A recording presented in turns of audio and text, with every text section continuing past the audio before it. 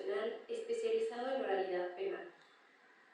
Coordinado por el Centro de Ciencias Sociales y Humanidades, el Departamento de Derecho y la Sociedad de Alumnos de Derecho, así como la Escuela Judicial del Poder Judicial. A través de una serie de conferencias durante 3 días, seremos testigos de la participación de estudiantes de calidad nacional e internacional. Es un honor contar con la participación de nuestras autoridades en este acto inaugural. Nos acompañan en el presidium el doctor Juan Rojas García, magistrado presidente del Supremo Tribunal de Justicia y del Consejo de la Judicatura del Estado.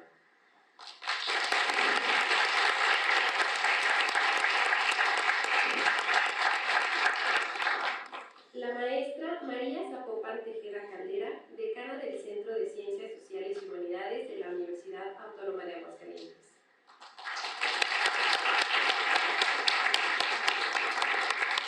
La maestra Mirna Trinidad Delgado García, jefa de Departamento de Derecho de la Benemérita Universidad Autónoma de Aguascalientes.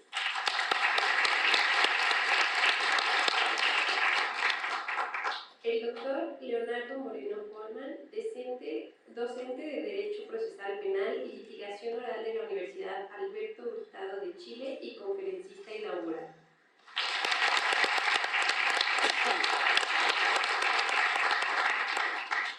La estudiante Sabrina Andrea Martínez González, vicepresidenta de la Sociedad de Alumnos de la Carrera de Derecho de la Benemérita Universidad Autónoma de Aguascalientes.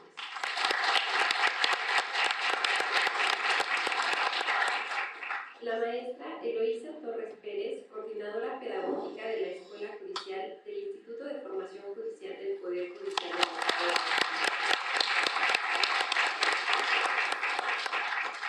También nos acompañan magistradas y magistrados del Supremo Tribunal de Justicia del Estado, integrantes del Consejo de la Judicatura Estatal, juezas y jueces, integrantes del Poder Judicial, alumnas, alumnos y docentes de la carrera de Derecho de esta institución.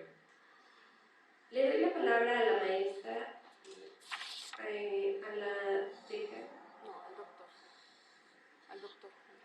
Le damos la palabra al doctor Juan Rojas García, magistrado presidente del Supremo Tribunal de Justicia del Consejo de la Judicatura del Estado, y quien dirigirá un mensaje y hará la declaratoria inaugural.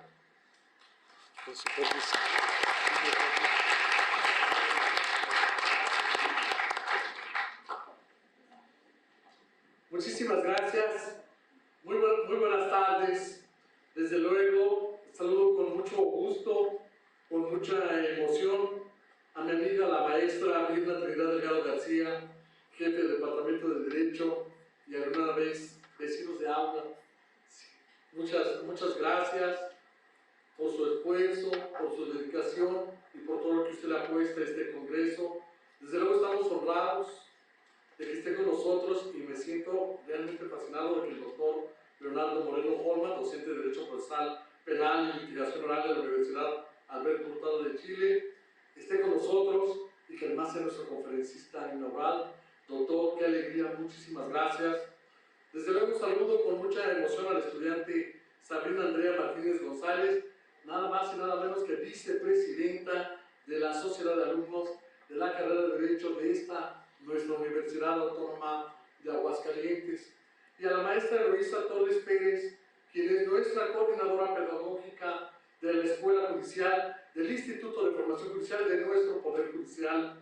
Maestra Eloísa, qué honor estar sentado junto con ustedes.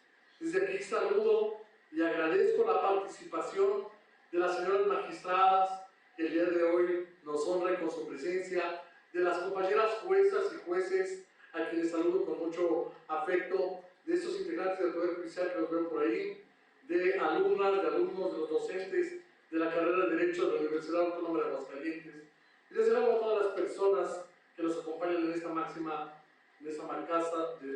casa de estudios del Estado. Agradezco desde luego a la Universidad Autónoma de Aguascalientes, pero también al Centro de Ciencias Sociales y Humanidades de nuestra institución, el apoyo que nos ha dado. Y particularmente quiero agradecer a una persona que sin él esto no sería posible, es el doctor José Luis Oroy Morales, amigo, doctor, muchísimas gracias. Gracias, por organizar esto. Y hoy comenzamos a recorrer un camino lleno de experiencias, de ideas y propuestas con las que vamos a poder transformar la realidad a favor de todas y todos. Hoy tenemos la fortuna de contar con uno de los eventos, yo diría, más importantes a nivel nacional sobre el proceso penal acusatorio, donde se tratarán temas de diverso interés relacionados con las mejores prácticas y técnicas de litigación y juzgamiento, para contar con un sistema acusatorio de excelencia que ayude a resolver verdaderamente las problemáticas sociales en materia penal, pero particularmente a satisfacer las necesidades de justicia de las y los involucrados. En este segundo congreso especializado nos acompañan ponentes de talla nacional e internacional, desde la Patagonia hasta el norte de nuestro país, quienes nos van a compartir el saber hacer y el saber crear en ámbitos de la justicia penal. Por lo que estoy seguro que una vez que finalicen estas jornadas, seremos nuevas personas, mejores servidoras y servidores públicos, estudiantes y docentes, con la firme convicción de que el Poder Judicial es el primer y principal encargado de la protección de los derechos humanos y fundamentales de las personas, y de cómo las instituciones públicas y el trabajo que cotidianamente realizan el sistema penal y la educación jurídica tiene como base y esencia el respeto y empatía a los seres humanos. Estoy feliz por compartir y aprender con ustedes, por unirnos en una causa común que es la justicia, y parafraseando a Paulo Freire, por luchar conjuntamente, por transformar la realidad y no ser cómodos con hacer las cosas de una misma manera, para lograr que otro mundo sea posible. Somos una idea concretizada y las ideas siempre trascenderán. Sé que después de este congreso, todas y todos crearemos nuevas y mejores ideas a favor de un sistema de justicia penal más justo, pero sobre todo más humano. Respetuosamente le voy a pedir a todos se pongan de pie para realizar la declaratoria inaugural, por lo que, siendo las 16 horas con 46 minutos de hoy, 20 de mayo de 2024, declaro el inicio del segundo Congreso Internacional especializado en oralidad penal, con la certeza de que será muy provechoso para todas, para todos. Muchísimas gracias, que sea un éxito.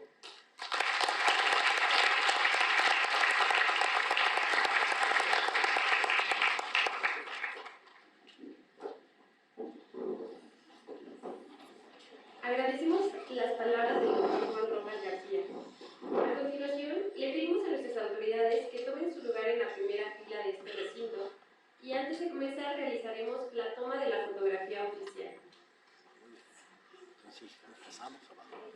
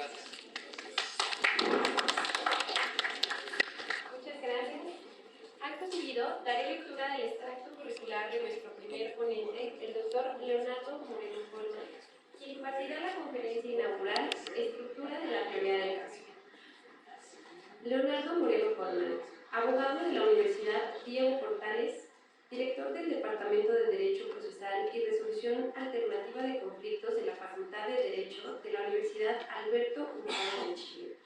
Docente de Derecho Procesal Penal y Litigación Oral de la misma causa de estudios. Maestro en Litigación Oral y Métodos Alternativos de Resolución de Conflictos por la Universidad Interamericana de Puerto Rico. Involucrado desde sus orígenes en la reforma procesal penal chilena, participó en los programas de capacitación interinstitucional de los operadores organizados por el Ministerio de Justicia de Chile entre los años 2000 y 2004. Se desempeñó como jefe nacional del Departamento de Estudios de la Defensoría Penal Pública de Chile. Tras ganar un concurso público, fue designado Defensor Regional Metropolitano Norte 2004-2015. Desde este cargo lideró la organización, preparación y operación de la reforma en la capital de Chile. Actualmente se desempeña como docente en Derecho Procesal Penal y en técnicas de litigación oral en materia procesal penal, laboral y familiar. Consultor senior del Centro de Estudios de Justicia para América, CEJA, docente de la Escuela Nacional de la Judicatura, Poder Judicial, República Dominicana, capacitador de Oasis Justice in México, University of San Diego, integrante del Consejo del Proyecto Inocente de la Defensoría Penal Pública chilena, director de la Academia Nacional de Litigación en Chile, director de la Asociación Chilena de Jurados, asesor legislativo de la Defensoría Penal Pública de Chile. Publicaciones destacadas. Teoría del caso editorial Didot 2012, módulo virtual La teoría del caso y las técnicas de litigación oral del Ministerio Público de Perú.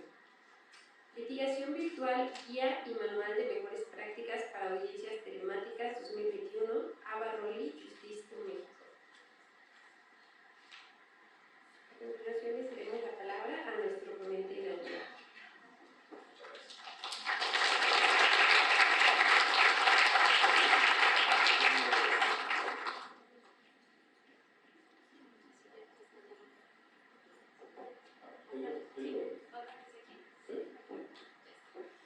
Bueno, primero darles las gracias y partir con algo que terminamos discutiendo o conversando en la mañana, los lemas. Bueno, el lema de mi conferencia es preparar, preparar y no improvisar. Si eso les queda al final de todo lo que hablemos, es suficiente para entender cuál es la lógica y cuál es la dinámica de la teoría del caso. Ahí tiene una referencia de algunos libros, pero básicamente, pasemos a la primera lámina, vamos a referirnos a... perdón. ¿Puedes pasar a la lámina siguiente? Lo primero que tenemos que fijar son ideas que vienen a romper la manera en que estudiantes, abogados y operadores entendemos teoría del caso. Teoría del caso no es el delito que usted va a perseguir como fiscal. Teoría del caso no es la eximente que usted quiere plantear como defensor. Teoría del caso, si usted quiere asimilarlo a algo que nos haga sentido común, es planificar. Es una planificación.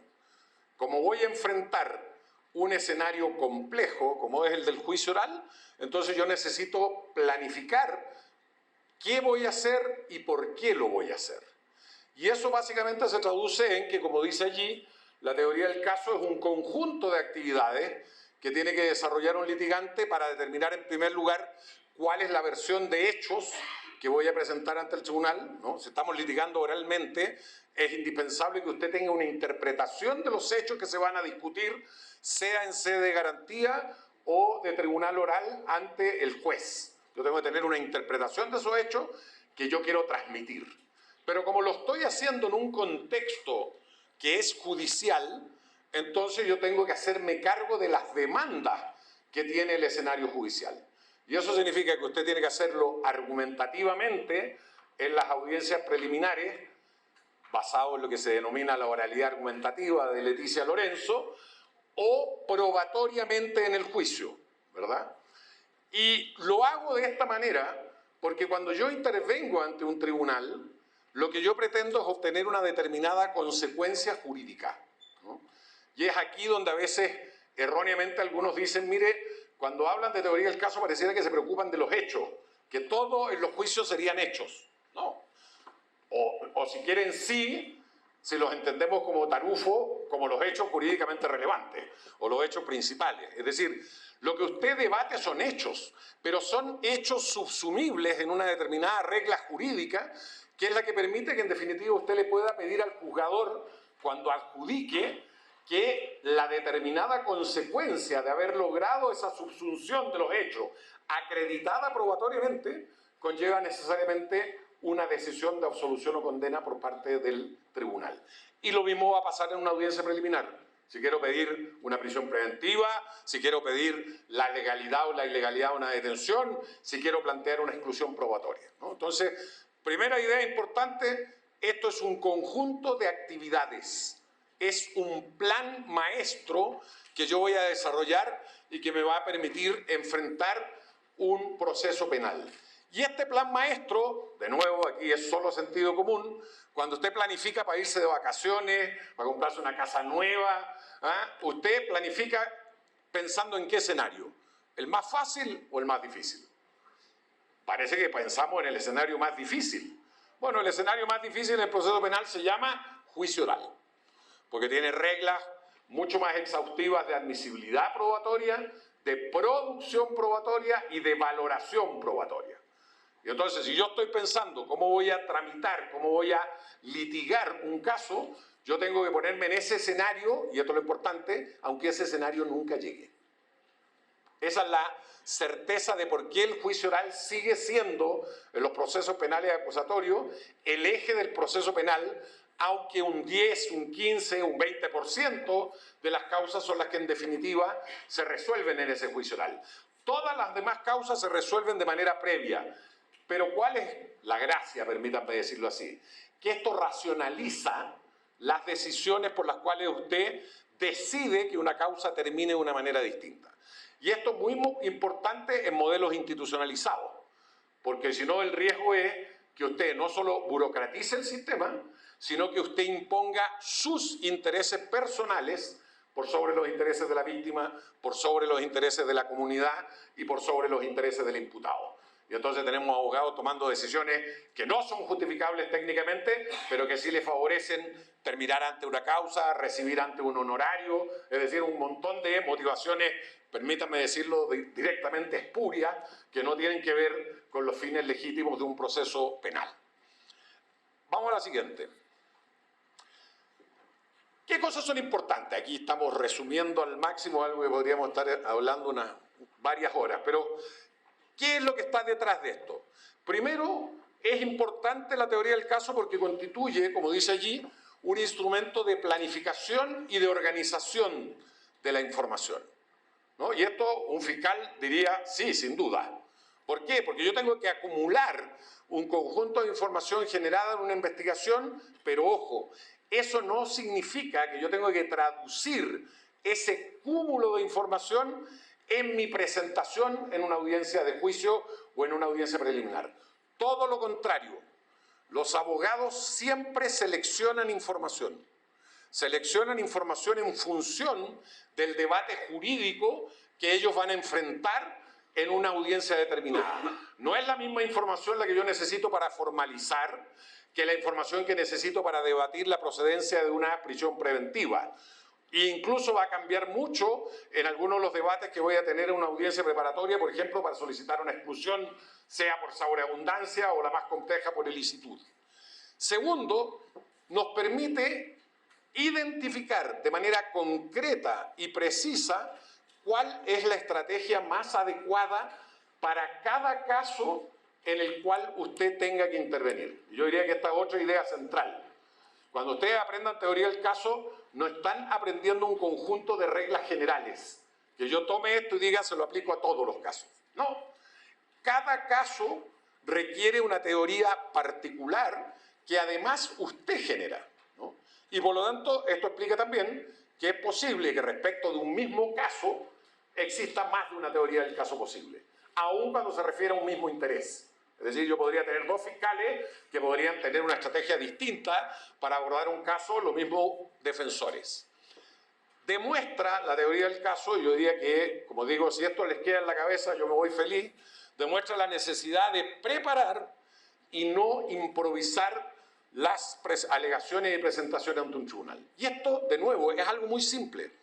El escenario de las audiencias judiciales en un modelo acusatorio adversarial se basa en el debate y se basa en la capacidad que tenga usted de persuadir y convencer al tribunal de que su posición, su interpretación de los hechos, es la que el tribunal debe acoger. Por lo tanto, eso es imposible de hacer improvisando. Primero, porque el tribunal lo que espera es que usted utilice información pertinente y relevante. El tribunal no quiere perder tiempo con que usted esté pensando en ese momento qué le digo, cómo le digo, o cómo ordeno la información que tengo del caso. Pero segundo, porque cualquier error que usted cometa en ese proceso de transmisión de su proceso de comunicación va a ser muy caro. Porque ¿quién lo está escuchando? Su contraparte. Y su contraparte probablemente, ¿cierto?, en la mayoría de los casos va a tener una posición distinta a la que usted está sosteniendo ante el juzgador. Entonces, esto es lo primero que hay que asumir. Improvisar es una mala decisión. Improvisar lo puede llevar a perder debates en una audiencia, aun cuando en abstracto usted pudiera tener la razón. Porque otra cosa que tienen que meterse en la cabeza es que en las audiencias la verdad se construye a partir del litigio que en ella hacen los litigantes. Y por lo tanto yo no puedo traducir una verdad histórica y entender que porque yo estudié esa realidad histórica y yo tengo, entre comillas, la solución justa del caso, eso se vaya a representar necesariamente en la decisión del tribunal. Para ponerlo en términos simples. Estamos hablando de nuevo no de derecho. Los abogados creemos que el mundo se mueve en el derecho, ¿no? Estamos hablando de un proceso de comunicación. Y el proceso de comunicación se basa en dos grandes reglas. Lo importante es que usted siempre focalice su discurso en función del destinatario. Bueno, el destinatario de mi mensaje en una audiencia preliminar o de juicio es el tribunal. Por lo tanto, lo que importa es cómo le comunico a ese tribunal. Pero segundo, y ustedes lo tienen que vivir cotidianamente, hay mejores y peores formas de comunicar. Y una tarea de un buen litigante es decidir no solo presentar su caso ante el tribunal, sino que elegir cuál es la forma más adecuada. Los abogados que creemos en los litigios adversariales hablamos de una palabra que a algunos puristas del derecho les da dolor de muela, ¿verdad? Nosotros hablamos de persuasión, ¿no? Que además es muy curioso porque si ustedes, los que están en el otro bando, los racionalistas de la prueba, leen a Tarufo, el propio Tarufo, siendo el más racionalista, siempre ha reconocido que una buena historia judicial debe ser verdadera, en el sentido de que está justificada probatoriamente, pero que una buena historia judicial también puede ser precisamente una buena historia. Y una buena historia es aquella que es coherente, que es lógica y que se presenta de manera persuasiva. Es allí donde muchas veces los profesores que hacemos litigación ponemos el hincapié entonces en que el litigante debe darse cuenta que no se trata solo de comunicar, se trata de comunicar de manera correcta, ¿verdad? Porque yo no quiero que el tribunal me escuche.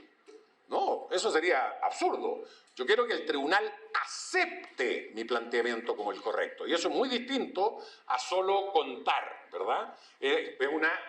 Exige mucho más del abogado en términos de cómo presenta, probablemente en algún momento podemos hablar de eso, cómo presenta la prueba, por ejemplo, ¿no? No basta que un testigo diga lo que vio, pero si yo al tribunal no le digo por qué el testigo estaba ahí, por qué el testigo podía percibir y por qué el testigo puede justificar razonablemente su dicho, esa afirmación tan categórica que haya hecho el testigo sobre un hecho jurídicamente relevante probablemente no tiene ningún elemento valorativo para el tribunal, ¿no?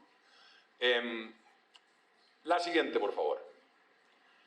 Como dice allí, a mí me parece una gran frase, el abogado no debe ir al juicio para encontrar la verdad. Debe haberla encontrado antes de que inicie el juicio. Por eso tenemos que preparar. Cada vez que usted va a una audiencia, usted tiene predefinidos los objetivos que usted quiere alcanzar en esa audiencia. Usted sabe por qué va a esa audiencia, qué consecuencia jurídica quiere obtener, y usted tiene que seleccionar el material argumentativo de antecedentes de investigación o probatorio con el cual usted va a generar la convicción en el tribunal. Y esto es muy importante porque si no los juicios se transforman en un ejercicio de improvisación donde tenemos jueces escuchando información impertinente, información irrelevante y tenemos juicios que se eternizan en su duración, ¿no? Esa es la razón, yo siempre digo obviedad, el problema es que se nos olvida la obviedad, esa es la razón de por qué los abogados le preguntamos a los declarantes. Porque uno podría decir, bueno, si está frente al tribunal, le tomaron juramento, bueno, que le digan, cuéntenos lo que sabe. No, porque usted es el litigante, usted sabe qué de lo que sabe el testigo es jurídicamente relevante, qué de lo que sabe el testigo aporta a su credibilidad personal, qué de lo que sabe el testigo es indispensable que el tribunal conozca para dotar de confiabilidad la información que el testigo le acaba de señalar, ¿no? Y eso significa que hay una forma, insisto de nuevo, de presentar esa información. Y es una decisión técnica. No es la decisión de la víctima, del funcionario policial, del acusado que decide declarar, no. Es una decisión de quien lo presenta, ¿no? Toda evidencia está al servicio de nuestra teoría del caso. Se constituye probablemente en algo que es muy importante, particularmente para los fiscales, que son los que recogen, entre comillas, todo lo que ingresa al sistema más allá de lo que judicialicen. Es cuál es el derrotero natural que debe tener esta causa. Y esto nos obliga, de nuevo, proyectarnos hacia el juicio y visualizar si vamos a estar o no en condiciones, ¿verdad?, de cumplir los estándares de ese juicio. Y si no vamos a estar en condiciones, entonces es totalmente razonable que usted no decida pegarse un balazo en los pies llevando esa causa a juicio, sino que usted genere escenarios de negociación o eventualmente de aplicación de procedimientos especiales. Pero fíjense de nuevo, es una decisión técnica. Yo, abogado, conociendo las fortalezas y debilidades de mi caso, me doy cuenta que el escenario del juicio, que es el escenario natural de la teoría del caso, en este caso en particular, no resulta el escenario más favorable. La próxima, por favor. En definitiva, si uno quisiera decir cuál es la gran gracia de la teoría del caso en el proceso penal, que le permite saber si usted se va a comprar la casa o va a tener el auto. Eso es, lo mismo acá. Cuando yo hago una buena teoría del caso, que todos ustedes la deberían hacer, lo que usted tiene es una prognosis razonada sobre las probabilidades reales de éxito o fracaso que yo puedo tener frente al escenario del juicio. Pero ¿cuál es la virtud? Que es una decisión que yo estoy tomando sin tener que exponerme a ese juicio, ¿no? Y eso es lo que precisamente me permite decidir racionalmente no llegar a ese juicio, ¿verdad? Permite algo que también es muy importante, no solo tiene que seleccionar casos, particularmente un fiscal, pero también el defensor, sino que tienen que hacer algo más. Yo voy acumulando información en la investigación oficial con potestades públicas que realiza el Ministerio Público, pero también voy acumulando información en la investigación privada que hago yo como defensor. Porque, dicho sea de paso, por si alguno tiene una duda, la defensa puede investigar. La defensa no tiene por qué investigar a través de la actuación del Ministerio Público, porque tenemos intereses distintos. Y eso nada tiene que ver con el principio de legalidad y objetividad de la actuación del fiscal. Y entonces yo puedo investigar, puedo recopilar información propia. Por lo tanto, todos los litigantes vamos acumulando información. Pero en algún momento, cuando ya estamos visualizando el juicio, tenemos que decir, ¿qué de lo que tengo acumulado me puede haber sido muy útil en un debate de legalidad de la detención, de medidas cautelares? ¿Y qué es lo que empiezo a visualizar que es indispensable de ofrecer como prueba para el juicio oral, ¿no? Por eso digo, nunca se olviden, los abogados siempre, suena medio presuntuoso, pero aquí sí que hay que creerse, los abogados siempre intervienen la realidad. La realidad no existe en abstracto. Lo que hay son interpretaciones de esa realidad y que en el contexto judicial además se transforman en algo todavía más complejo, porque esa interpretación de la realidad que estoy haciendo yo como litigante tengo que justificarla probatoriamente ante el tribunal, ¿no? Lo que se me hace todavía más complejo de cumplir. Entonces me va a permitir seleccionar la información, los antecedentes justificativos o la evidencia. Nunca se olviden de esto que estamos diciendo. Mensaje importante. Teoría del caso no es, como se ha dicho en algunos textos malos, no se les puede decir, bueno, un texto que dice una barbaridad como esta, teoría del caso no está asociada solo al juicio oral. Distinto es que los parámetros de construcción de la teoría del caso se hagan visualizando un juicio oral. La teoría del caso se construye respecto de todo caso en el cual usted vaya a intervenir. Para ponerlo en términos simples, usted tiene que tener una teoría del caso cuando enfrenta cualquier debate de audiencia preliminar. Lo que ocurre es que esa teoría del caso puede ser una hipótesis preliminar, que se va a ir ajustando a medida que la investigación se vaya cerrando. Pero siempre ustedes tienen que pensar en que esa teoría del caso va a tener que irse perfeccionando, cerrando a medida que avanza la investigación. Pero sería inadmisible, por decirlo de alguna manera, que un fiscal llegara con Leonardo Moreno detenido y ese fiscal no hubiera pensado si hay alguna causal de ilegalidad de la detención que pudiera alegar la defensa.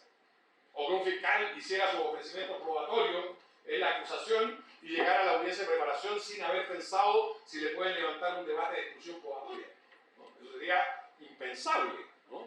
Por eso yo siempre estoy proyectando, cuando uno es abogado, si quieren ustedes tienen que desarrollar la creatividad y la imaginación, tienen que plantearse escenarios posibles, porque eso es lo que me permite, que es otra ventaja de la teoría del caso, no solo la prognosis. En el fondo, cuando uno planifica, ¿qué es lo que hace? De nuevo, sentido común, disminuye el riesgo. Y por Dios que es cómodo ir a una audiencia donde los riesgos que yo enfrento en esa audiencia se ven disminuidos en relación a alguien que decidió que era buen abogado, que tiene un doctorado, que es magíster, que tiene mucha experiencia y por lo tanto sabe más que todos los que están allí y que se puede improvisar. Esto es importante para ustedes como estudiantes, porque esto democratiza el ejercicio profesional en materia de derecho penal. Antes, en la mayoría de los países, ¿quiénes tomaban los casos penales? Los estudios más conocidos, los que tenían apellido, los que tenían los clientes más famosos, y eso se llevaban toda la torta del mercado. Bueno, ahora lo que importa es cuánto conoce usted del caso. Y eso lo puede hacer cualquiera, de cualquier universidad que venga, en la medida que sea serio, que sea profesional y que estudie, ¿no? Y al revés, hoy día nos pasa que a veces vuelve este estudio famoso, que en el modelo inquisitivo escrito le iba perfecto, y resulta que tiene que ir al abogado, uno contrata al abogado, dueño del estudio, yo no quiero que me mande a un subalterno. Y resulta que ese dueño del estudio no sabe litigar, no tiene idea de lo que estamos hablando. Entonces, tómenlo como una ventaja de poder acercarse a la litigación oral de una manera más democrática, más homogénea. Yo diría que lo último importante es lo que está al final. Yo siempre digo tiene que seleccionar información porque no todos los debates que usted enfrente son equivalentes. Y ustedes tienen que pensar que lo que yo quiero hacer, como decíamos antes, es convencer al juez de mi posición. Y por lo tanto es esencial el uso de titulares. Cuando usted intervenga en una audiencia, dígale al juez por qué está ahí, qué quiere y luego explique. ¿Cuántas veces le pasa a un magistrado que un abogado empieza a hablar y lleva 20 minutos hablando y no tenemos idea para dónde va? No tenemos idea qué es lo que nos quiere transmitir. Esto es al revés.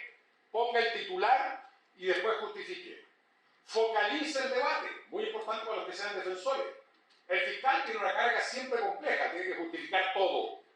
Yo como defensor puedo cuestionar un aspecto de la teoría del caso del fiscal. Bueno, anúnciele eso al tribunal, dígale para dónde va, dígale por qué lo que usted va a cuestionar va a determinar la decisión que el tribunal va a tomar, ¿no?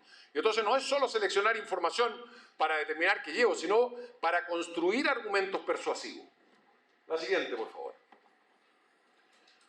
Otra cosa importante, ¿cierto? Todos sabemos que en algún momento vamos a llegar a una audiencia que puede ser muy compleja, o más bien que debiera ser compleja, y es una trivialidad y una fumedad en la mayoría de los países, pero que está mal enfocada. La audiencia de preparación de juicio oral, donde vamos a definir el objeto del juicio y donde vamos a definir cuál es la evidencia que podemos llevar a ese juicio, ¿cierto? Donde vamos a debatir probatoriamente. Bueno, de nuevo, no estoy en el juicio, estoy antes, pero yo tengo que evaluar.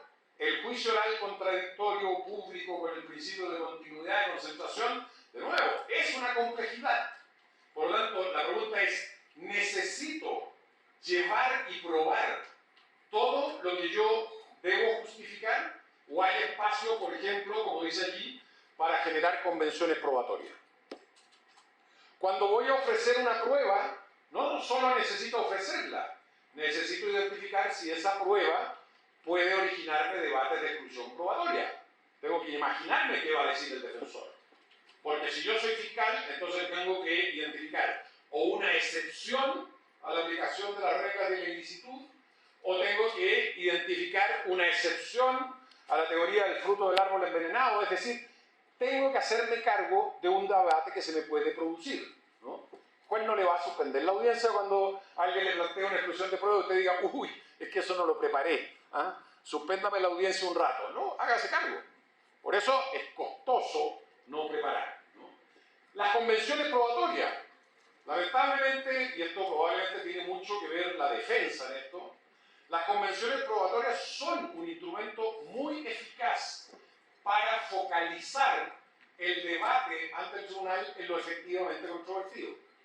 Nosotros, y aquí sí comparto una crítica, a veces nos apegamos mucho al modelo adversarial americano en el sentido de que hay que pelearlo todo, o lo interpretamos mal quizás, ¿no? Pero es un poco lo que hemos traído a Latinoamérica. Es bueno celebrar convenciones probatorias. Permite limpiar el debate probatorio, permite simplificar la actividad probatoria ante el tribunal y permite que el tribunal rápidamente identifique qué es lo que efectivamente usted está controvertiendo, ¿no? Y no que tengamos un conjunto de evidencias que se están produciendo ante un tribunal que no le aportan nada al juicio de relevancia, ya no de pertinencia. Probablemente esa información es pertinente, pero de relevancia, nada. Y lo octavo, yo creo que esto es esencial, particularmente por la forma en que a veces se enseña la litigación oral. Si usted quiere aprender a litigar, lo primero que tiene que aprender es teoría del caso. Porque usted no saca nada, perdón que lo ponga así de categórico, con saber el resto de las técnicas de litigación, como el examen directo, las objeciones o el contraexamen, porque, como dice allí, las técnicas de litigación tienen un defecto de origen. Son maravillosas, son un conjunto de buenas prácticas que se han recopilado en cientos de años y que nos enseñan cómo hacer correctamente algo. Fantástico. La receta de mi abuelita va a ser el mole. Eso es la técnica de litigación. La teoría del caso es el ingrediente secreto. La teoría del caso es la que define el objetivo. Una cosa es saber cómo preguntar y otra cosa muy distinta es saber qué preguntar. Lo mismo pasa con las objeciones. Los litigantes son eso, son litigantes, no son profesores, no son puristas del lenguaje y por lo tanto una pregunta técnicamente mal formulada. Ojo, no existen preguntas prohibidas. Si usted cree en el acusatorio adversarial, no existen preguntas prohibidas, existen preguntas objetables. Porque si usted como litigante define que hay preguntas prohibidas, entonces le acaba de dar todo el poder a los señores jueces para que impidan la producción de esas preguntas. Por lo tanto, las preguntas son objetables. Pero la decisión de objetar se satisface con el hecho de que una pregunta sea técnicamente incorrecta y la respuesta es no. Tiene que ser una pregunta técnicamente mal formulada, pero que además daña mi teoría del caso. Si no, no tiene sentido estratégico objetarla. Por lo tanto, ahí es muy importante de nuevo estar viendo que esta técnica se va a aplicar en conjunto con la lógica de la teoría del caso. Y esto es también lo que nos lleva, no tenemos tiempo, pero tiremos la receta al tiro, las objeciones no se acutan en las objeciones de las preguntas. Es un absurdo. Un juez lo que tiene que cautelar es que no se incorpore al juicio información inadmisible. Y la información inadmisible puede venir en un alegato, en una pregunta, en una respuesta, en la justificación de por qué mi pregunta es admisible. Y por lo tanto, siempre pueden generarse espacios de una legítima objeción. No se agotan, como digo, en las preguntas. La siguiente, por favor. Aquí vamos a innovar un poco pensando en lo que la práctica nos está haciendo y cómo además en nuestros países hemos ido avanzando en algunos de ellos, afortunadamente, en otros no todavía, en la lógica de los jurados. Una teoría del caso desde la perspectiva clásica tiene al menos tres componentes, que es el modelo que trajo USAID a Colombia por la guerra, ¿cierto?, contra la droga. tiene un componente fáctico, es decir, yo tengo que tener una versión o interpretación de los hechos, tiene un componente justificativo, que si estamos pensando en juicio es la prueba, y si estamos pensando en una audiencia preliminar, son los antecedentes investigativos, datos de prueba, o como les quieran llamar, en la legislación propia, y además tiene una teoría jurídica, porque como dijimos, lo que yo pruebo no son hechos solamente, son hechos, pero los más relevantes de esos hechos son los que se denominan hechos jurídicamente relevantes o hechos principales, que son los que permiten luego que yo pueda pedir una determinada consecuencia jurídica de la posibilidad de haber establecido esos hechos, que técnicamente se llaman proposiciones fácticas. Pero uno diría, si es consistente, yo por eso esto lo uso, en algunos países esto genera algún grado de sorna o molestia, no basta. Porque si es cierto lo que yo les vengo diciendo, también es importante cómo comunico. Y entonces una buena teoría del caso tiene que ser persuasiva. Persuasiva en el buen sentido, porque de nuevo, los detractores normalmente leen el titular, no leen más, y dicen, ah, ¿cómo persuasivo? Entonces quiere decir que el abogado tiene que tener cursos de actuación, de orator. No, cerebro de papel. Lo que estamos diciendo es una cosa distinta. Lo que estamos diciendo es que cuando usted selecciona un mensaje, su tarea siguiente es determinar cómo lo presenta de manera tal de que el tribunal lo acoja. Y eso es legítimo, es leal, no tiene problema ético y en ningún caso está diciendo sáltese la prueba, sáltese el derecho aplicable al caso. No, es entender simplemente que uno trata de comunicar mejor, ¿no? Y lo hacemos todos los días. Todos los que hemos hablado, los que estuvieron en la mañana y me han escuchado a mí, en general, tratamos de evitar usar lenguaje técnico. ¿Por qué? Porque queremos que nuestro mensaje lo entiendan todos. Eso se llama cómo. Estoy diciendo un mensaje, pero lo estoy haciendo de una manera que me permite que la gente lo entienda.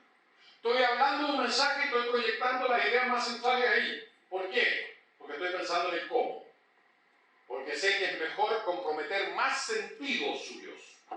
Que usted me escuche, que usted lo vea. Si ustedes se fijan, yo subo y cambio el tono y el volumen de mi voz a cada rato. ¿Por qué? Porque yo soy el señor lápiz. Yo soy un destacador.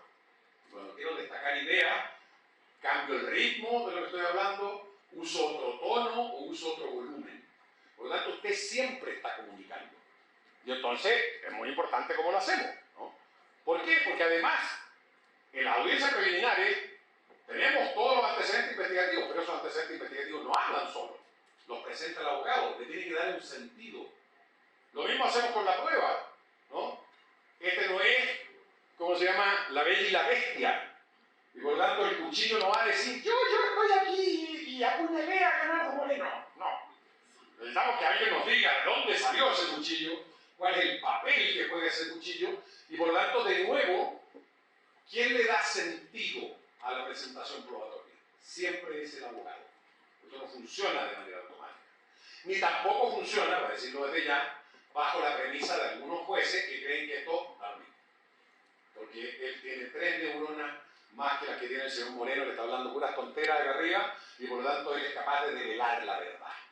Si eso fuera así, todos los jueces deberían haber ganado 20 veces el loto, la lotería, porque ven cosas que los demás no ven. Podrían solucionar problemas existenciales, como hacia dónde vamos, de dónde venimos, probablemente nos podrían decir si es verdad que existen los marcianos, o sea, podrían solucionar un conjunto de problemas que tenemos cotidianamente porque son distintos a nosotros, ¿no? Los jueces son iguales a nosotros, tienen más experiencia, han tenido una carrera que les ha permitido acumular experiencia que les permita aproximarse a la realidad de una manera distinta, pero tampoco queremos que esa forma de aproximar hacia la realidad basada en su experiencia propia reemplace la valoración con la fundamentación. No queremos eso. No queremos lo que algunos llaman un activismo judicial, el juez que resuelve lo justo. Podríamos estar 3 semanas aquí discutiendo qué demonios significa eso de que no importa, porque el juez resolvió lo justo. Muy típico de nuestras cortes más superiores a veces, es decir, que es la solución justa del caso, aunque no tenga nada que ver con la prueba del caso. Vamos a la siguiente. La siguiente, por favor. Vamos a hablar entonces entonces una metodología, básicamente, que tiene 8 pasos. Por eso decíamos que era una metodología de trabajo en la que vamos abordando distintas cosas con distintos pasos. ¿Qué es lo importante? No miren esto como un compartimiento de estanco. Esto solo tiene fines mnemotécnicos, por decirlo de alguna manera, ¿no? Si usted quiere poner en otros términos, una metodología circular. Cada paso que usted avance lo va a obligar a revisar los anteriores y muchas veces va a tener que volver atrás, ¿no? No es que usted esté superando un paso. La siguiente, por favor. ¿Aló? Primero, primer paso. Y por favor, hágalo en este orden, porque de nuevo es un orden contraintuitivo. Si nosotros somos abogados, ¿qué es lo primero que pensamos? En regla. ¿Qué hace eso? Genera visión de túnel. A veces, ¿por qué se cae un caso armado por la policía o un caso armado por un fiscal? Porque tomó apresuradamente una decisión. Es decir, puso la teoría jurídica por sobre la teoría fáctica. Lo primero que tiene que hacer usted es conocer el caso. Y ahí hay un libro que todo abogado tiene que leer, que no tiene nada que ver con el derecho, que se llama Pensar rápido, pensar despacio, de Daniel Kahneman, que básicamente lo que nos dice es cómo funciona la cabeza. El cerebro humano funciona para sobrevivir, y eso significa que piensa rápido. Por lo tanto, cuando yo uso la expresión bueno, malo, cerca, lejos, fuerza, violenta, usted se representa algo inmediatamente en la cabeza. Y entonces en el mundo cotidiano, fantástico. Usted llega de vuelta a esta charla, oye, ¿cómo estuvo la charla inaugural? Buena, malita, más o menos. Nadie le tiene que preguntar más para entender. Pero si usted traduce ese lenguaje en el contexto judicial, no sirve para nada. Porque en el lenguaje judicial hay que hablar despacio, hay que hablar en hechos. Lo que yo quiero es que los magistrados, los jueces, sean los que concluyan. Y por lo tanto yo tengo que entregarle la base fáctica que permite que ellos racionalmente, inferencialmente, lleguen al establecimiento de la ocurrencia o no de determinado hecho. Y por lo tanto, primero, conozca el caso, desagregue los hechos del caso, porque si viene un parte policial, nos declara la víctima, tenemos una entrevista con el acusado, son puras percepciones ordinariamente, son puras opiniones, son puros juicios. Entonces usted tiene que empezar a escarbar debajo de eso donde están los hechos, ¿no? Como decía, los abogados intervenimos en la realidad y eso es legítimo, ¿cierto? Cualquier representación de la realidad siempre es una interpretación. Lo que pasa es que la podemos acoger convencionalmente, esto es una silla, pero esto es una convención. Podríamos ponernos todos de acuerdo que para los que vivimos en agua caliente, esto es, no sé, un vaso. Y va a pasar a ser un vaso. Entonces, la realidad no es algo que se devele por sí solo, es algo que se construye. Y lo que ocurre además es que en el contexto judicial se construye bajo ciertas reglas epistemológicas. Por ejemplo, aunque tenga que ver con la realidad, no estamos dispuestos a aceptar prohibición. Aunque eso nos permitiera esclarecer cómo ocurrió un hecho. Lo sacamos, ¿no? Lo que demuestra de nuevo que no siempre lo que construimos dentro de una audiencia de juicio es efectivamente lo que ocurrió. La gracia está en la convención, en que estamos de acuerdo que esa decisión adoptada bajo esa metodología satisface parámetros que contribuyen a la paz social. Y por eso aceptamos esa decisión. La verdad judicial, ¿cierto? Por lo tanto, la que queda justificada no necesariamente es única. Podría usted, y por eso en algunos países existe la unión y la separación de acusaciones, ¿verdad? Y uno de los criterios orientadores que le damos al juez es tenga cuidado con las decisiones contradictorias. Porque nos damos cuenta que si el caudal probatorio es el mismo, hay imputados que quisieran tener un juicio cada uno por separado, tenemos un riesgo, que es la posibilidad de que la prueba se aprecie de manera distinta y por lo tanto tengamos decisiones contradictorias. La siguiente, por favor. Esto es muy importante. Primera regla de oro, entonces, conozca el caso a cabalidad. Señores defensores, el caso no se agota en la carpeta investigativa. Eso se llama flojera. El caso significa que yo tengo que averiguar la mayor cantidad de información del caso, no necesariamente va a estar registrada en la carpeta investigativa fiscal. ¿No? Tampoco para un fiscal, cuando le llega un caso, se agota en lo que le dice el policía o en la entrevista que el fiscal tiene con la víctima. No, él tiene que ir generando más información porque esa información le va a permitir controlar, verificar, corroborar o descartar esas versiones originales. ¿No? Ahí sí hay objetividad, ahí sí hay obligación de actuación conforme al principio de legalidad fiscal. Muy simple. Bergman lo propone, creo yo, el modelo más simple de análisis de los hechos. En todo caso, usted tiene hechos buenos, es decir, es favorable a la historia de mi representado, hechos malos y hechos neutros, que por ahora dejémoslo ahí. Hecho neutro es todo información de contexto que permite entender de mejor manera un hecho bueno o un hecho malo. No le busquen mayor complicación para la etapa en que estamos tramitando. Y además, dentro de esos hechos buenos o malos, usted rápidamente, y esto sí funciona mucho con la experiencia, yo con mi amigo que tiene años de fiscal, él ve un caso y dice, este hecho no solo bueno y malo, sino que además, algunos le dicen incontrovertible, a mí me gusta más inmodificable, pero ¿qué tiene que ver con esto? ¿Qué es un hecho que yo puedo proyectar ahora, a las 24 horas de producir el hecho? Yo digo, esto va a aparecer en juicio. Y si esto va a aparecer en juicio, y es bueno, fantástico, entre comillas, me guardo mi monedita de oro, pero si es un hecho malo, entonces lo tengo que destacar porque tengo que decir algo. Porque lo más probable es que si esto sí aparece en un juicio, el tribunal me ponga cara de abogado, este hecho es malo usted. ¿Usted quiere solo contarme este hecho malo o lo va a justificar, lo va a explicar? ¿Qué va a hacer? ¿Verdad? Y por eso, desde ya, legítimamente, todo esto léanlo en versión ética, el comportamiento leal, y que allí donde usted sobrepasa esa línea, normalmente es delito. No estamos hablando de una cosa menor. Por eso los abogados intervenimos la realidad. Y por eso seleccionamos la información. ¿Qué de todo esto le voy a contar al tribunal? El caso más duro. ¿Puedo omitir un hecho malo, inamovible? Teóricamente sí.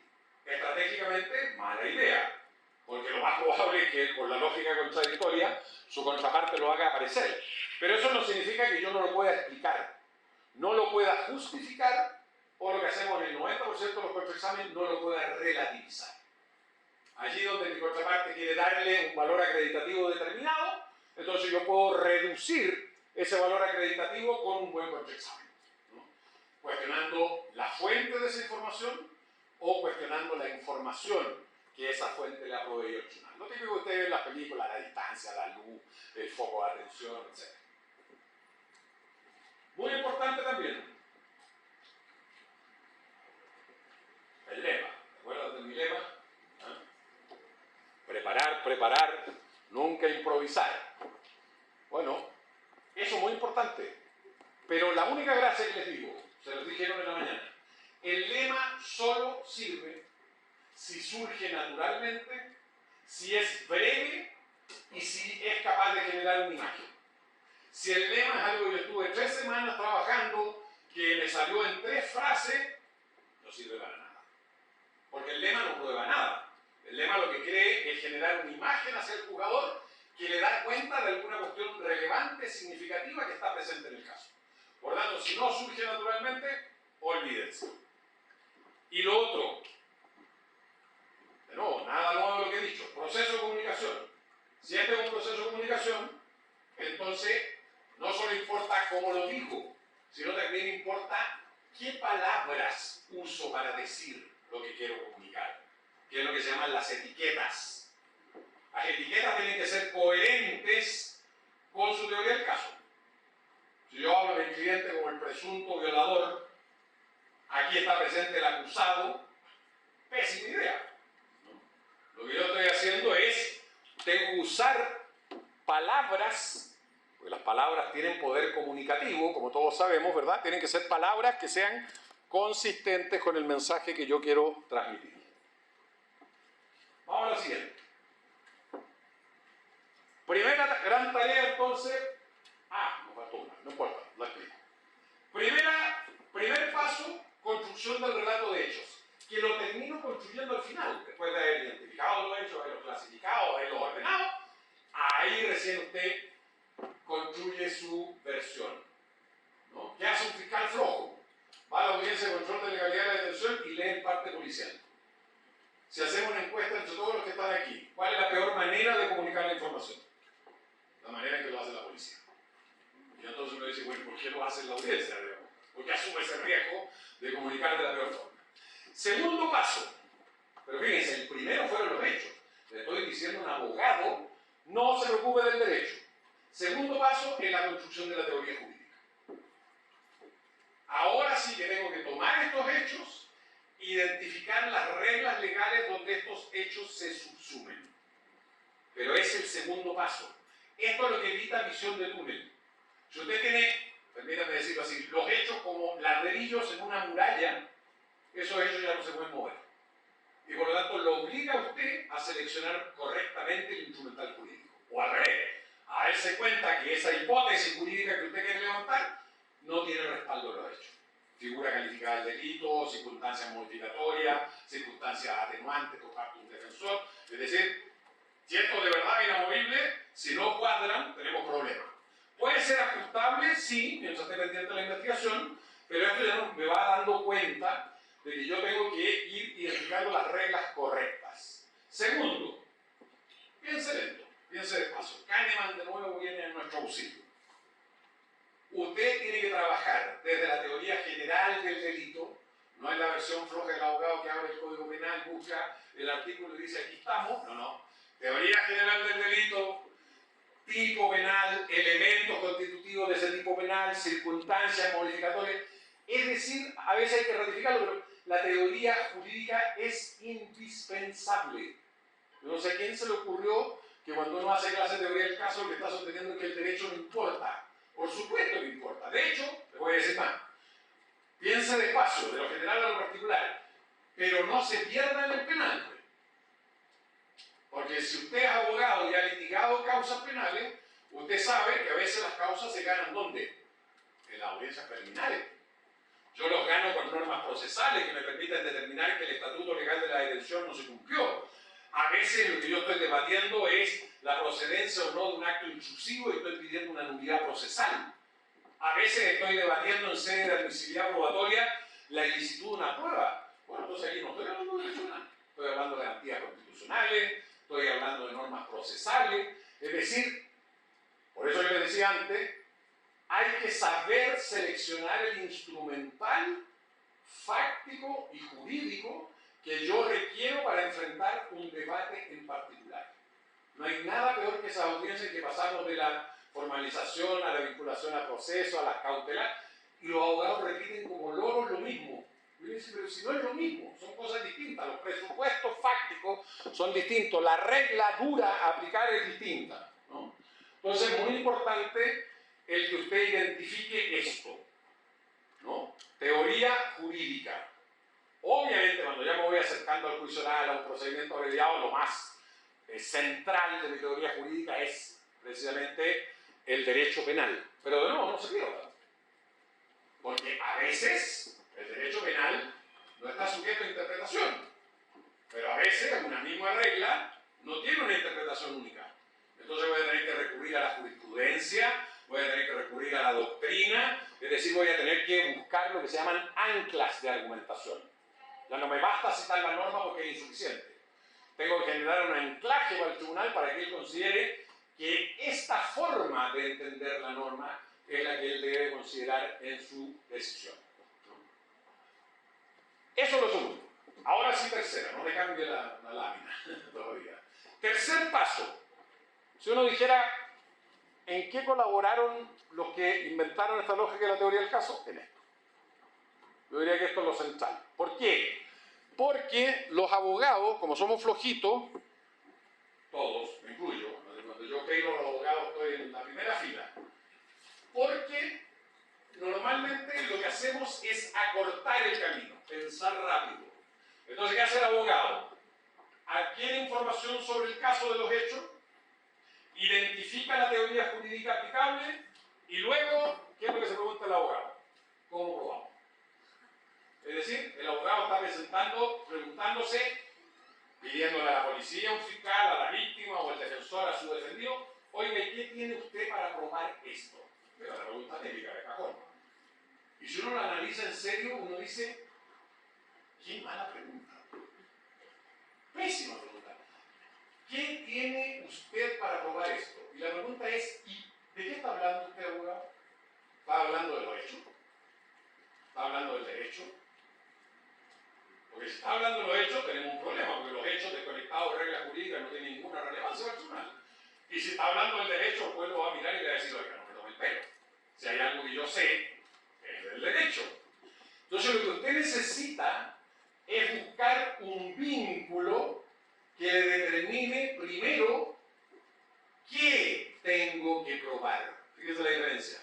Yo no me puedo preguntar cómo probar, que tiene que ver con los medios probatorios, si antes usted no ha identificado con precisión y claridad qué tengo que probar. Y ese qué tengo que probar es lo que se denomina en general las proposiciones fácticas.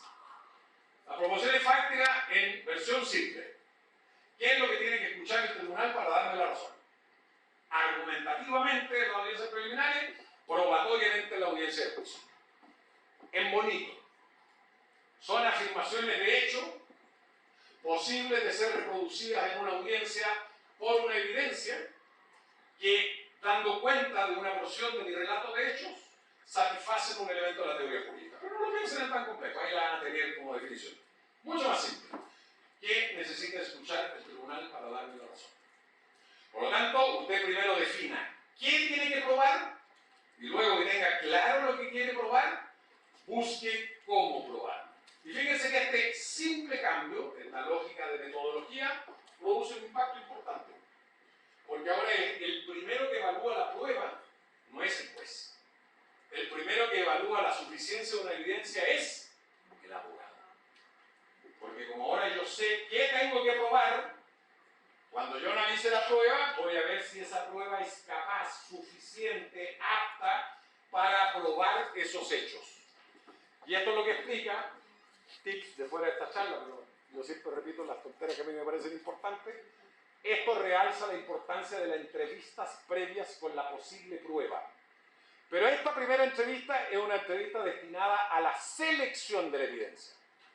No es la preparación de una prueba para el juicio. Es el momento que yo determino si aquello que me trajo la policía, los 5 testigos que me dijo que había encontrado en el sitio del suceso, ¿sirven los 5? ¿O no sirve ninguno? ¿O solo sirven algunos? Esa es una entrevista con preguntas abiertas. Nunca le diga al testigo lo que usted necesita. Usted lo tiene en la cabeza. Pero yo quiero que él me diga. Porque eso es lo que me permite corroborar que efectivamente él conoce lo que a mí me interesa y si no, descartarlo. La siguiente, por favor. Estas cosas me interesan. Mi amigo Eloy todavía no me pone cara. No me puede poner cara. Entonces, esto es muy importante. Yo diría que, de verdad, desde el resto de las técnicas de litigación, esto es lo central. Las proposiciones fácticas, estas afirmaciones posibles de ser reproducidas en la audiencia de juicio, que además en cada proposición fáctica solo cabe un hecho. De nuevo, piense despacio.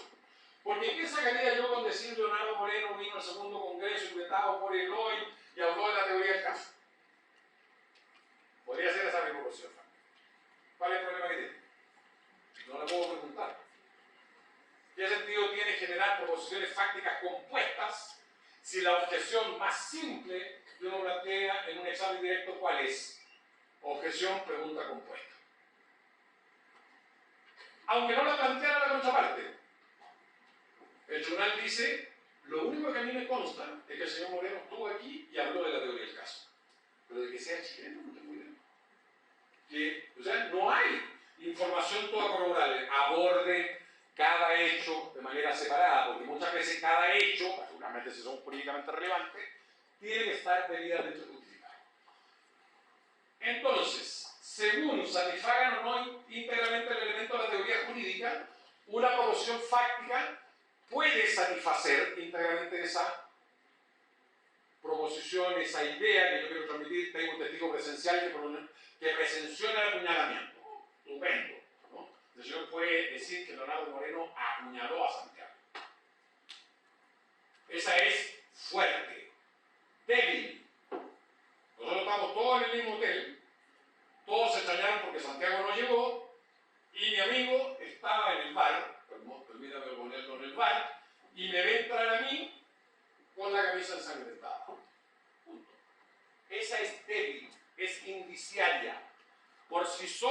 prueba nada, pero probablemente unida a un conjunto de elementos indiciarios va a permitir que el tribunal inferencialmente pueda llegar a la conclusión de que yo fue el que apuñalé a Santiago. Entonces, no pesan lo mismo. Abogado inteligente tiene que darse cuenta entonces que la presentación de mi prueba tiene que hacerse cargo de esto. Por ejemplo, voy a poner un ejemplo obvio. Si usted va a presentar prueba indiciaria, la prueba indiciaria por sí sola nunca se satisface. Por lo tanto, se lo hablaron algo en la mañana, un alegato de clausura podría obviar el tratamiento de la prueba indiciaria, y la respuesta es no. Un alegato de clausura tiene que referirse a toda la prueba producida, y la respuesta es no. Un alegato de clausura debe referirse a aquella prueba que requiere la construcción de un argumento para que el tribunal pueda generar el juicio de credibilidad, la confiabilidad de esa información. Pero también unas proposiciones fácticas, y esto es lo más importante, pueden clasificarse según lo que Weitzman y Duche le pusieron un nombre medio raro: superposición de proposiciones fácticas. Si quiere usted, hay proposiciones fácticas que solo integran mi teoría del caso, y hay proposiciones fácticas que pueden ser comunes o que al menos admiten interpretaciones igualmente plausibles por parte de los dos litigantes. Estas son las más importantes. Estas son las más importantes. Mala noticia para mí. Usted tiene que probarlas todas. Carga de la prueba. Que no significa que le dé la misma importancia cuando produzca la prueba. Pero él tiene un problema. Tiene que probarlas todas. Defensa. Yo miro ahí y sonrío. ¿Por qué? Porque yo tengo básicamente que buscar si mi teoría del caso tiene proposiciones fácticas que no soportan este test, es decir, afirmaciones de hecho que si el tribunal las acepta como justificadas, no caben en la teoría del fiscal. Y entonces, ¿a dónde se empieza a inclinar la balanza? Papá empieza a ganar. Porque en mi caso, le está planteando el tribunal cuestiones respecto a las cuales el fiscal no tiene explicación o justificación. Por lo tanto, a mí me interesa identificar rápidamente cuáles son las proposiciones fácticas que no soportan el test de superposición que avalan mi teoría del caso. Y como de pasadita también igual tengo que dañar a mi amigo, entonces yo voy a buscar cuáles son las proposiciones fácticas que no soportan el test de superposición que están en la tesis de él. Y esto es lo que lleva a un defensor a entender cuál es la lógica de la investigación. Porque respecto de esas proposiciones no basta el contraexamen. Claramente voy a tener que contraexaminar si son declarantes, pero aquí es donde aparece la lógica de la prueba de refutación. Porque esa prueba es demasiado relevante para él y es demasiado dañina para mí. Por lo tanto, yo no me puedo escudar en que es suficiente el contraexamen. Tengo que presentar toda copia para refutar la prueba afirmativa que constituye proposiciones fácticas que no soportan el test de superposición del caso del fiscal. Pero fíjense, esto, no sé si sigue, dale la próxima, a ver, no me acuerdo si lo puse. No lo puse, pero lo digo. No importa. Esto tiene 1000 cosas de importancia. Voy a decir 4 o 5, soy latero, tengan paciencia. Pero que son importantes para que uno se dé cuenta cómo la teoría del caso influye en la litigación. Primero, si una prueba de alguna de las partes se presenta para acreditar una proposición fáctica de aquellas que soportan el test de superposición, es decir, que son comunes, ¿qué deben hacer los litigantes respecto de ella? Celebrar una convención probatoria. Porque no hay daño ahí, no hay daño en la teoría del caso. Al revés, libero al tribunal de escuchar una prueba, me libero a mí de la producción de la prueba, pero esa decisión no me causa ningún perjuicio. Segundo, tema que siempre nos complejiza. Ya dijimos de las objeciones, ¿verdad? Si está declarando un testigo y la pregunta se refiere a una información que soporta el test de superposición, la pregunta es horrenda, es un directo y es ultra archisubjetivo. ¿Usted como defensor la va a objetar? No, es lo mismo. Porque esa información no me daña. Es información común. De hecho, qué bueno que la está probando el fiscal. Porque así yo no tengo que hacer ninguna de esas preguntas en mi contra. Tercero, la pregunta del $1.000.000 en todo curso de litigación. Tal como ser o no ser, la pregunta del litigante es contraexaminar o no contraexaminar. Esa es la pregunta del $1.000.000. Bueno, aquí tiene la respuesta. Si yo tengo un decreto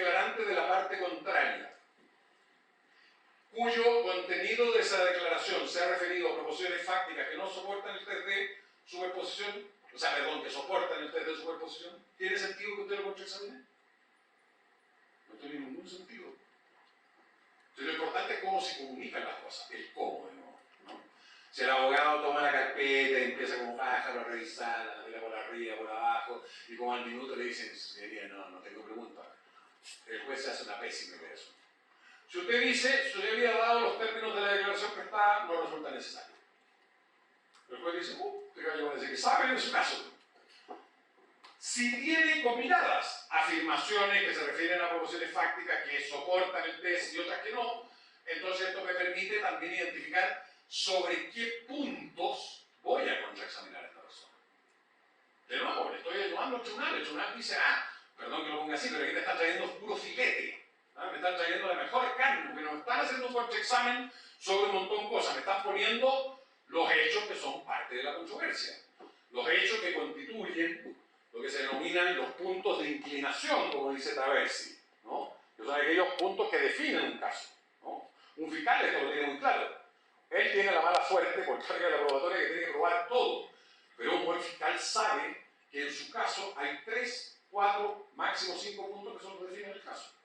Y sobre eso está el eje máximo de su producción probatoria, ¿no? Entonces, si ustedes se fijan, otro ejemplo.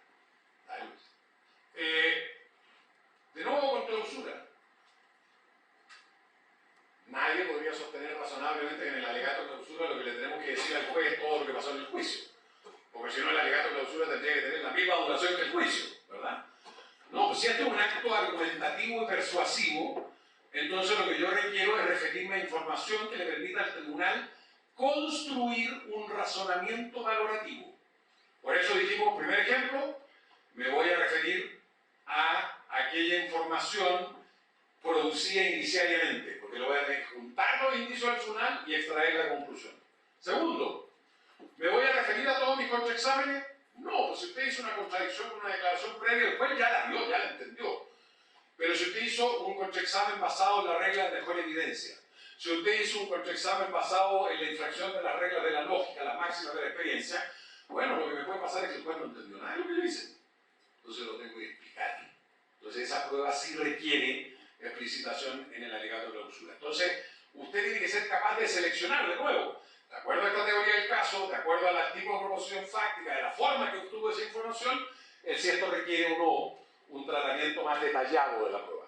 Nunca pretendan reproducirle al tribunal todo lo que él vio, porque eso es un latazo. Perdón, que puede decir, es la fomea más grande, ¿no? Por eso, si quieren pensar en sentencia, lo que usted hace como abogado es la parte considerativa del fallo. El fallo tiene una parte positiva, lata. Vino don Leonardo Moreno y dijo 1, 5, 6, 7. Vino Pedro y dijo se exhibió tal. Después viene la parte que importa, la considerativa, donde el tribunal tiene que construir las bases de su razonamiento para dar o no por aquello acreditado, aquellos hechos que se refirió en la expositiva. Eso es lo que un tribunal necesita. Particularmente en modelos acusatorios adversariales, ¿dónde hay que tomar la decisión? Al final de la audiencia. Hay que dar un veredicto. Entonces sí que colaboro yo con el tribunal si es que lo ayudo a construir ese veredicto. Hechos, teoría jurídica, objeto de la prueba, proposiciones fácticas, ¿verdad? Y ahora sí, cuarto, tengo que buscar la forma en que se tiene que comunicar en una audiencia de información, que es, si es una audiencia preliminar, cuáles antecedentes investigativos contenidos en la carpeta investigativa voy a presentarle al tribunal. El fiscal va a seleccionar. Si es juicio oral, entonces ahora tengo que hablar a través de la prueba. Por lo tanto, tengo que identificar cuál es la prueba que voy a utilizar para justificar cada una de mis argumentaciones. La presentación de prueba, pese a que México tiene una regla distinta, la presentación de la prueba en general en los sistemas acusatorios supone que la prueba es privativa del juicio. Y por lo tanto, en las audiencias preliminares, por regla general, no hay prueba. Yo sé que ustedes tienen el plazo constitucional, ¿verdad?, con el cual yo puedo impugnar el auto de vinculación al proceso y que por lo tanto me habilita a presentar prueba. Pero la regla general en el resto de los países de Latinoamérica es que esto no sea así. De hecho, no existe la vinculación a proceso, que en otros países se llamaba el auto de reo, el autoprocesamiento, precisamente para trasladar el debate sobre el fondo del caso al presupuesto material de la medida cautelar, ¿no? Pero en México es diverso. Entonces, tómenselo esto con un poco con beneficio de inventario. Pero lo mismo, si yo tengo que presentar prueba en una audiencia preliminar, bueno, ¿qué prueba voy a presentar? ¿Cuál voy a usar para impugnar? Pero esto no cambia que para la defensa presentar prueba en contexto de audiencias preliminares, chuto. ¿Por qué? Porque ordinariamente es un momento muy temprano de la investigación, porque la investigación de la defensa hasta ese momento normalmente es pobre, y porque lo que voy a hacer yo es llevar a alguien para producir una audiencia de juicio que va a generar ¿qué? Un registro generado en sede judicial, que después me va a perseguir como un demonio durante todo el curso del proceso y que peor, se me puede aparecer como un fantasma cuando en el juicio. Por lo tanto, tengan cuidado con esto. Esto no es un problema normativo de nuevo, es un problema de si esta es una buena decisión estratégica. La siguiente, por favor. Tenemos hechos, teoría jurídica, proposiciones fácticas, evidencia. Me quedan 3 nomás en lo cortito. Identificación de la teoría del caso a la contraria. Esto está agregado en un último libro que yo hice porque no lo había puesto, pero los abogados no lo hacían. Esto parece obvio, ¿no? Por obvio que con esto. Es muy importante que usted visualice, cuando construye su teoría del caso, cuál es la posible teoría del caso de su contraparte. Por lo que dijimos, porque yo voy a ir a un debate y tengo que anticipar cuáles son los posibles problemas o planteamientos que me va a hacer la contraria, ¿no? Y entonces, yo tengo que, obviamente, por ejemplo, ahí yo puse solo ventaja a la defensa, fortalezas de mi caso, las debilidades del caso del fiscal son fortalezas mías, posible debate probatorio, me doy cuenta, ofrecer esta prueba, pero esta prueba tiene un problema en su obtención, prueba que refutar. ¿Hay alguna prueba del fiscal en que yo evalúe que no me basta el contraexamen? Bueno, entonces tengo que investigar y buscar prueba propia de refutación. Caso típico, los peritos, ¿verdad? Posibles temas de contraexaminación. A propósito de este examen del contenido de la prueba del Ministerio Público, yo puedo empezar a encontrar posibles temas de contraexaminación. Todavía no lo estoy diciendo, pero ya estoy visualizando el litigio. Para el fiscal, de nuevo, pega compleja. El fiscal siempre, como tiene la carga de la prueba de la acusación, lo vamos a seguir molestando aquí también, porque el problema es que lo tenemos que molestar donde es razonable molestar.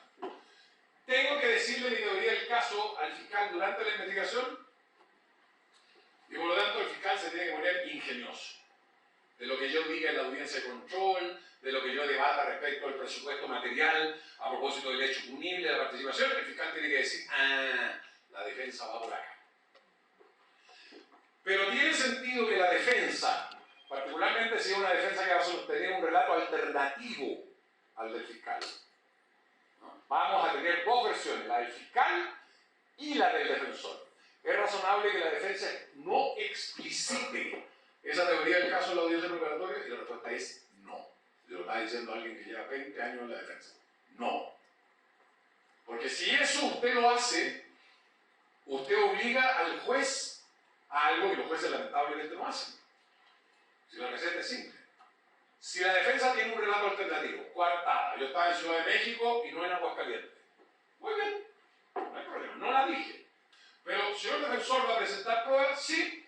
Voy a presentar a don Juan Pérez. ¿Para qué? Para que declare lo que estaba haciendo en Ciudad de México tal día. Y el juez dice, ¿y qué tiene que ver eso con los términos de la acusación? Si la acusación es por un día, un hecho que ocurrió en Aguascalientes. Ese es su argumento, señor defensor, muy bien. Y excluye la prueba por impertinente. Eso es lo que tienen que hacer. Porque si no, nunca van a acostumbrar a que la defensa tenga que demostrar su teoría del caso. Distinto es que yo esté presentando solo prueba de refutación de la tesis del fiscal. No importa, porque la pertinencia de mi prueba se está resolviendo precisamente a través del contenido de la acusación fiscal. Pero allí donde yo no tengo elementos de juicio, fuera la prueba fiscal del defensor. Segundo, más doloroso para la defensa. Siempre hay recetas dolorosas. Segundo, Segunda receta más dolorosa. Me hago de la prueba del fiscal. Se hace la prueba del fiscal. Muy bien, hágase la prueba del fiscal. Sin perjuicio, dicen esos son los más patronos, sin perjuicio de las alegaciones de exclusión que formularía en su oportunidad. No, ok. Parece que usted no ha leído ni el manual de el Correcaminos, marca ACME, sobre prueba ilícita. Usted no tiene idea de lo que es prueba ilícita, parece, profesor. Porque una causal que exime de la posibilidad de alegar una prueba ilícita es el acto libre de voluntad. Y cuando usted aquí, a través de su defensor técnico, está manifestando que usted se hace de la prueba del fiscal, entonces lo que usted acaba de hacer es renunciar a cualquier hipótesis de exclusión por ilícito. Alguien podría decir, ¿pero cómo vamos a aceptar prueba ilícita en los juicios? Sí, pues. Eso está en la página 2 del manual ACME. ¿Puede la defensa presentar prueba ilícita? ¿Debe ser admitida y debe ser valorada por el tribunal? ¡Sí! No hay ningún manual que diga otra cosa. Porque las reglas de prueba ilícita están construidas respecto del Estado y la persecución penal. Ahí tiene un control que va a obligar a que las defensas se tengan que comportar de otra manera. Ahora, si judicialmente nunca les digo nada, nunca les digo que su prueba es impertinente, nunca les digo que no pueden excluir, la culpa, como dicen en el campo chileno, no es del chancho, sino del que le da el afrecho. Está pasando esto porque estamos dejando que pase, no porque deba pasar. ¿No? La próxima, amigo. Ahora sí vamos llegando. Sexto. Este es como el colofón de la etapa propiamente tal de preparación. Porque de estas 8 etapas, estas 6 las tiene que construir y elaborar siempre. Y en cambio hay 2 que están pensadas o focalizadas en el juicio oral propiamente tal. Por lo tanto, ¿qué es lo que me corresponde ahora? Control de calidad. De nuevo, nada distinto de una planificación.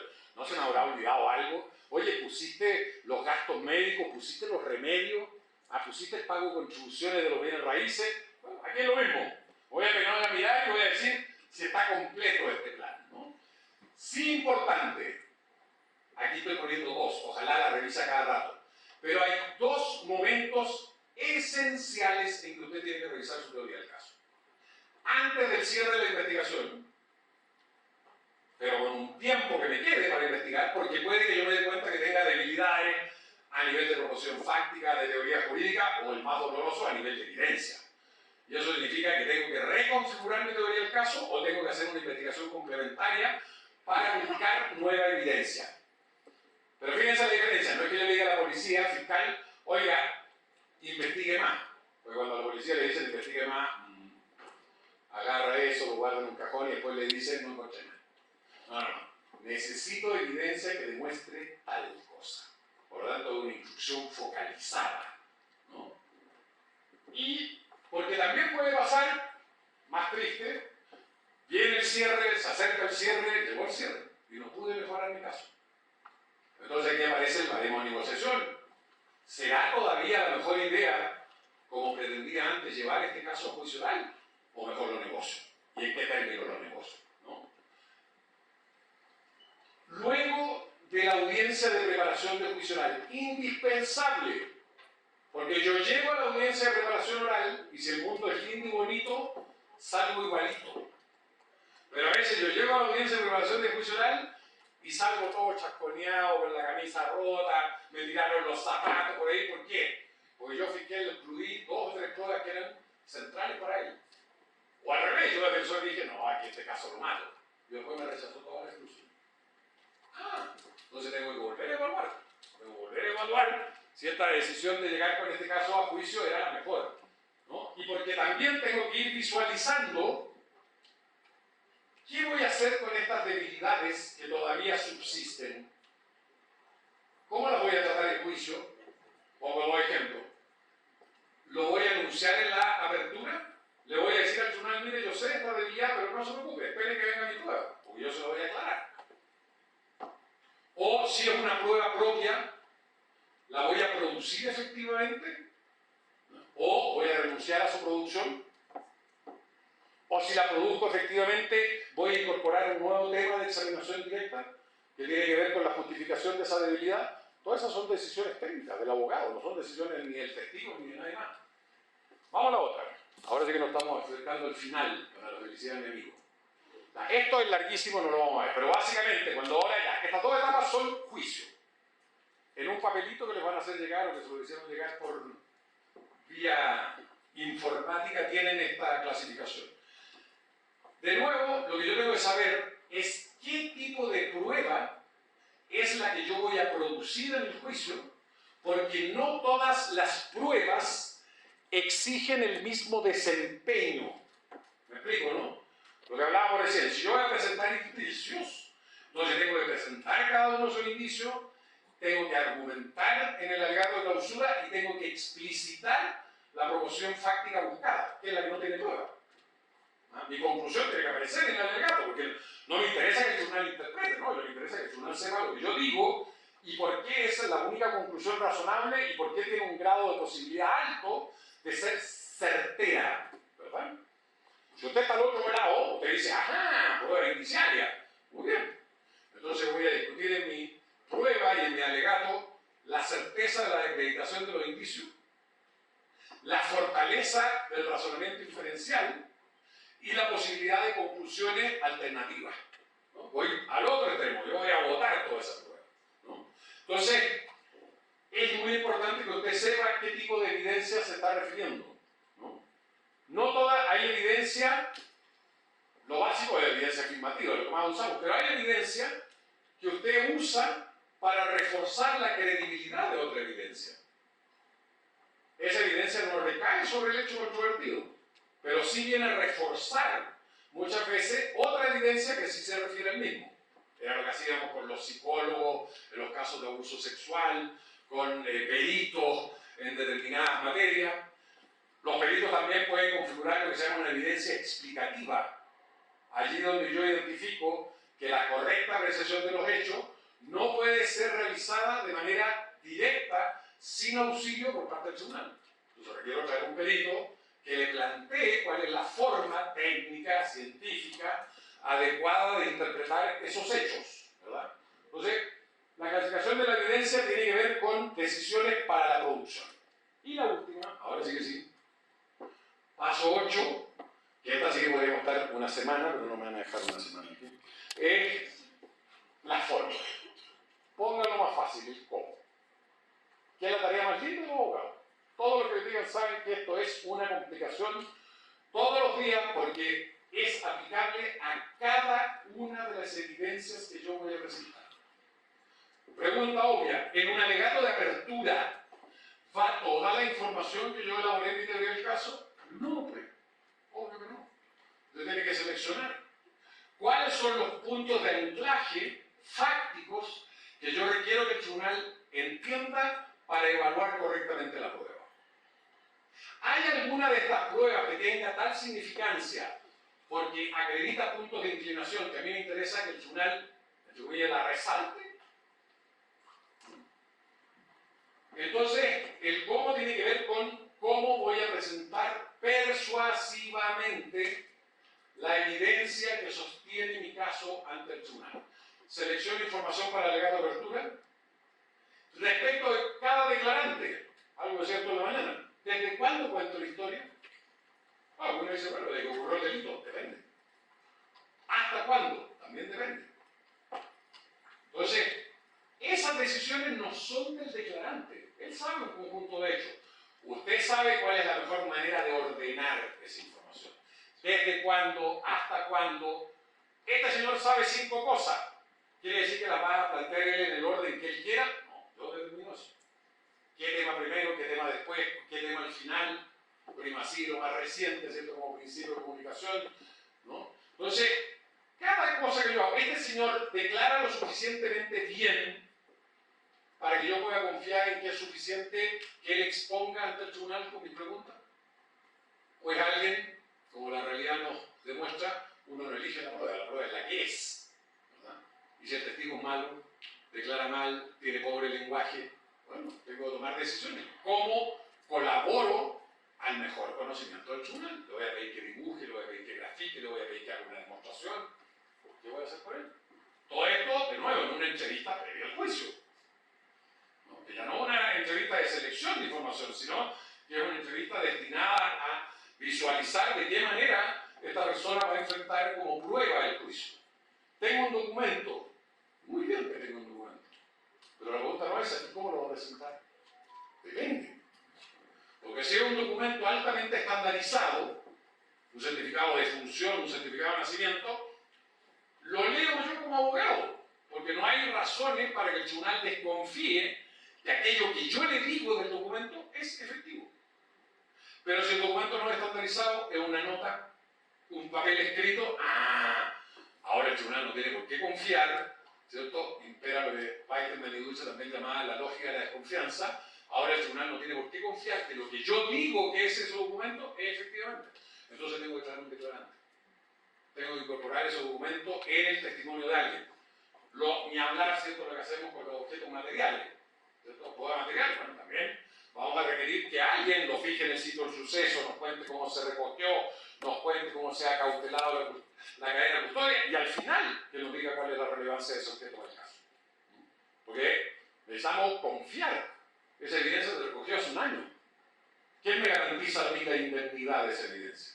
Pero que hoy día me están decidiendo lo mismo. Tiene que alguien justificármelo. ¿Cuál es el nivel de justificación? Todo esto requiere que todo es para el caso. Depende del nivel de controversia. Si hay mucha controversia, pues subir el nivel de acreditación. Si es baja, hasta podríamos renunciar a discutir todos los temas de cadena de custodia en la audiencia preparatoria. O incluso haber avanzado más y llegar a una convención probatoria. Eso. Creo que no hay más. ¿O hay más? No, yo creo que esa es la cuestión. Bueno, raya para la suma. No se puede litigar improvisando. Por lo tanto, preparar y no improvisar. Y lo último, cuando ustedes litiguen, nunca confundan el que es indispensable tener una planificación de cómo enfrentar las audiencias con la rigidez. Es una cosa absolutamente distinta. Los buenos abogados, y eso está en toda la literatura de todo el mundo, los buenos abogados planifican, pero son flexibles. Porque, ¿cómo puede haber quedado mi planificación? Buena o puede haber quedado mala. Y entonces pueden pasar cosas que yo no preví. Se me murió mi testigo, y no estoy en una legislación que permita incorporar su registro escrito. Muchas veces. Tengo que reconvertir mi mensaje y mi producción. Pasó algo inesperado. El fiscal me salió un incidente de prueba nueva. Entonces, una cosa es tener un plan y ejecutarlo para cumplir mis objetivos utilizando la técnica, y otra cosa es que usted tiene que ser flexible para adaptarse. Porque los peores abogados, permítanme decirlo así, son los que son rígidos. Les pongo un solo ejemplo y ahora sí que me voy. Ahora sí que me voy mismo. Contraexamen.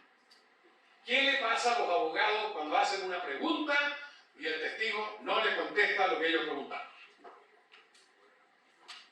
Así se quedan. Un doctor muy bien. Y después como que el juez los mira así, pero abogado, ¿está seguro de lo que me está diciendo? Sí. ¿No quiere cambiar lo que dijo? Bueno, vamos a otro tema. Lo acaban de matar. ¿No? Ahí hay una técnica que se hace, no vamos a escuchar, pero vaso lleno, vaso medio vacío. Vaya reconvirtiendo su objetivo. A veces voy por todo, a veces tengo que ir por la posibilidad, por introducir algún elemento que pueda alterar la valoración del tribunal de ese dicho. No siempre van a ganar. El tema es que usted tiene que salir a reconvertirse. Ya, don Eloy, ahora sí que sí. Muchas gracias.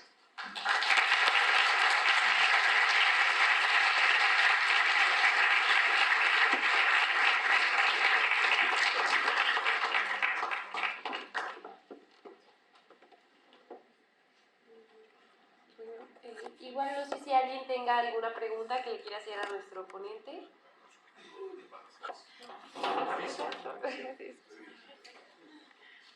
¿Alguna consulta? Dale, viejo y sordo, así que habla fuerte.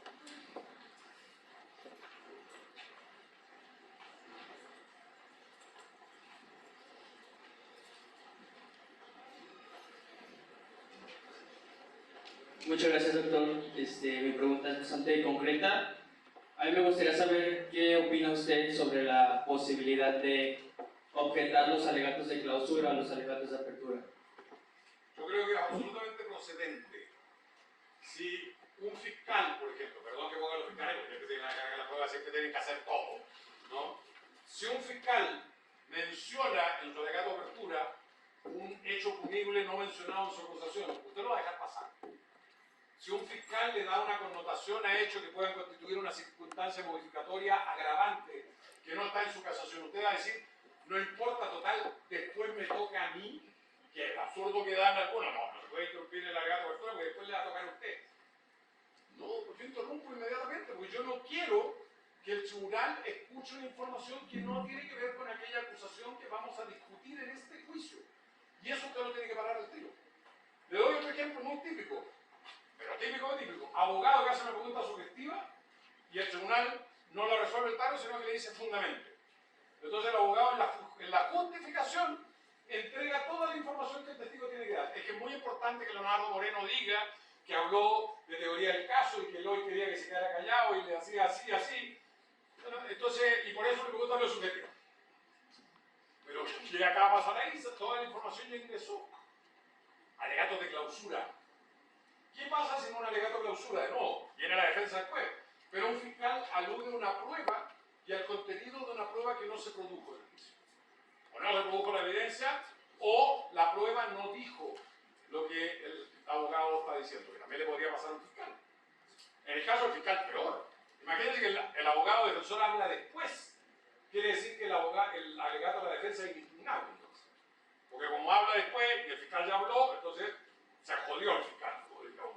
¿No? Se lo puede plantear.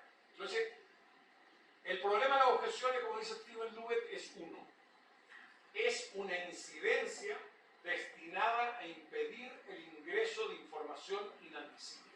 Y eso puede producirse en el contexto de cualquier actividad del juicio oral. ¿Alguien más? Muy bien. Bueno, a continuación, a través del doctor José Luis Eloy Morales Brand, director de la Escuela Judicial del Instituto de Formación Judicial, se le hará entrega de un reconocimiento y un obsequio como agradecimiento.